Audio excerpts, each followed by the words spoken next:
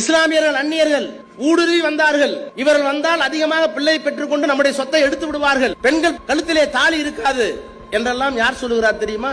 யார் சொல்லுகிறார்? RS தலைவரா? இந்து மகா சபை தலைவரா? இல்லை, இந்தியாவினுடைய பிரதமரே பேசுகிறார். இந்தியாவினுடைய பிரதமரே பேசுகிறார். இந்தியா 2 தேசம், ஒன்று இந்து தேசம், இன்னொன்று முஸ்லிம் தேசம் என்று மதத்தால் கூறு போட்டு ஒரு தத்துவத்தை கொண்டு வந்தது யார்? வீர சவார்கர். அந்த சவார்கருக்கு நாடாளுமன்றத்திலே படம், அந்த சவாருக்கு கொண்டாட்டம். இதையெல்லாம் செய்வது யார்? மோடி, அமித்ஷா கும்பல். அவர்களுக்கு என்ன சொல்லுகிறார்கள்?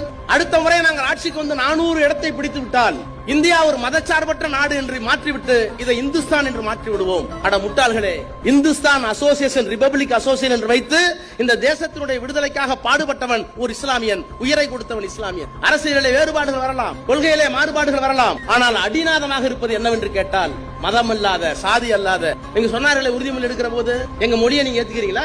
எங்களுடைய கீழடியை நீங்க ஏற்றுக்கொண்டீர்களா? இரும்பு 10,000 ஆண்டுகளுக்கு முன்னால் தமிழ்நாடு பயன்படுத்தப்பட்டிருக்கிறது. ஆராய்ச்சியோடு நிறுவி இருக்கிறோம். ஆய்வறிக்கை கொண்டு போய் கொடுத்திருக்கோம் டெல்லியில. ஏத்துக்கிட்டீங்களா? ஏனென்றால் இரும்பை தமிழர்கள் 10,000 ஆண்டுகளுக்கு முன்னாலே பயன்படுத்தி இருப்பது உண்மையானால் இவருடைய சரஸ்வதி நாகரிகம் இருக்காது, இவருடைய ஆரிய நாகரிகம் இருக்காது.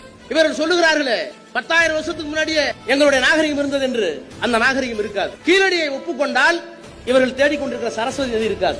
இறந்து போனாரே போப்பாண்டவர், அவர் வெளிப்படையா ஒரு ஸ்டேட்மெண்ட் சொன்னார்.